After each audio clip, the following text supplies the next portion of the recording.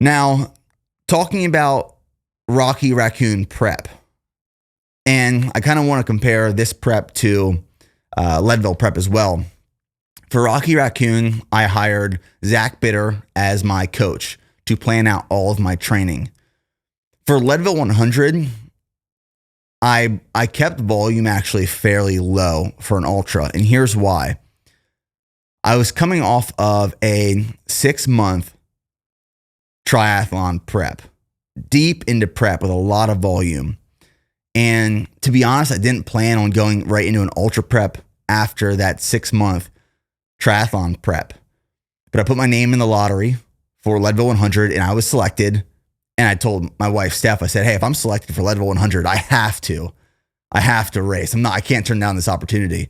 So we went right from a 6-month triathlon prep into Leadville prep for an ultra, and I decided to keep volume lower just because my body was pretty beat down. Going into Rocky Raccoon, I was feeling fresh. I was feeling pretty good considering coming off of Leadville. But I hired Zach Bitter as my ultra coach, and we got volume up a lot higher than it was for my Leadville prep.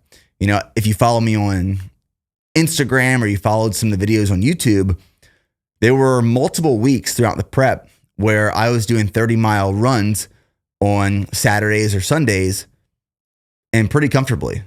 Like, I wasn't super taxed after those 30-mile runs. I could take the next day off and then jump back into training for the week. And mileage was getting close to around 100 miles a week at its peak. So that was one change we made for Rocky Raccoon prep, is we got volume in terms of time on feet and mileage a lot higher than Leadville 100 prep. So it's one big difference we made. And Zach was a great coach. His program was amazing. If you guys are looking for an ultra marathon prep program or coach, I highly recommend Zach Bitter. He actually, I believe he still does, or at least at some point he had the PR, the course record at Rocky Raccoon.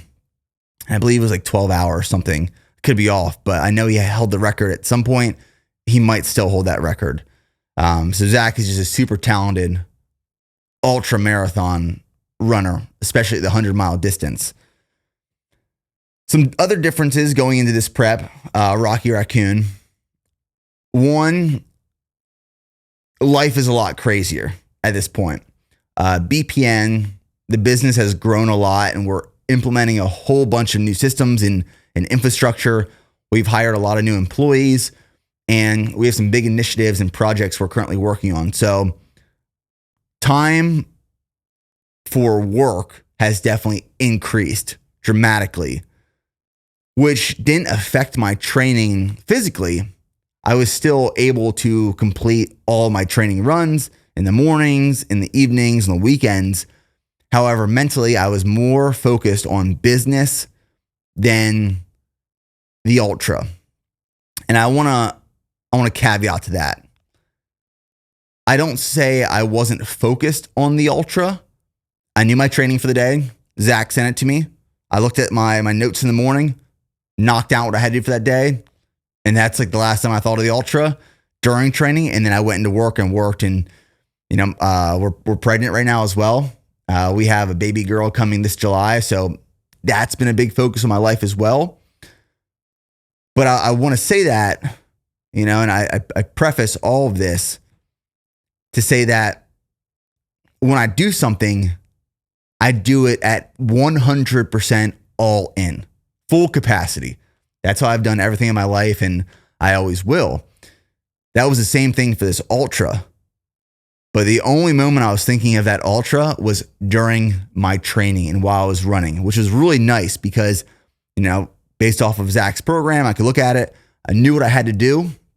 Once training was done, that part of my brain flipped off. Business, personal life, marriage, baby coming, that part of my brain switched on. And in the morning at 5 a.m. when I woke up, training switched back on. And then around 7 a.m. when the run was done, boom, that part of my brain shut off. So I really divided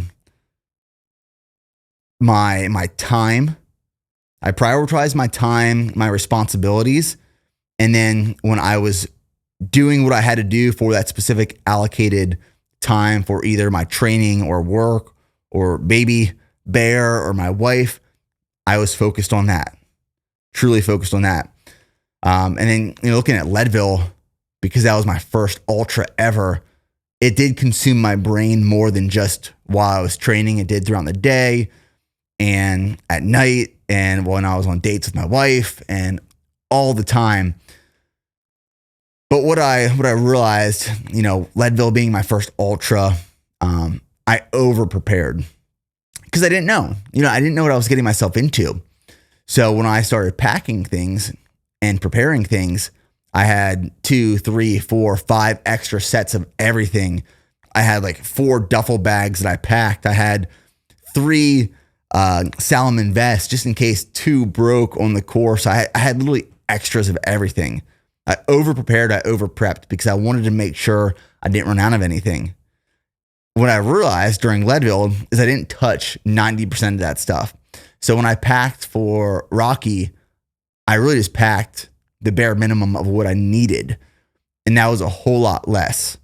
It all fit into one duffel bag so that the crew could just carry that duffel bag around on their shoulder to wherever they needed to go to meet me at certain checkpoints. I packed very minimal for Rocky Raccoon, which worked out in my favor. And I still didn't touch probably 3/4 of what I packed. So those are some of the things that I really changed for Rocky.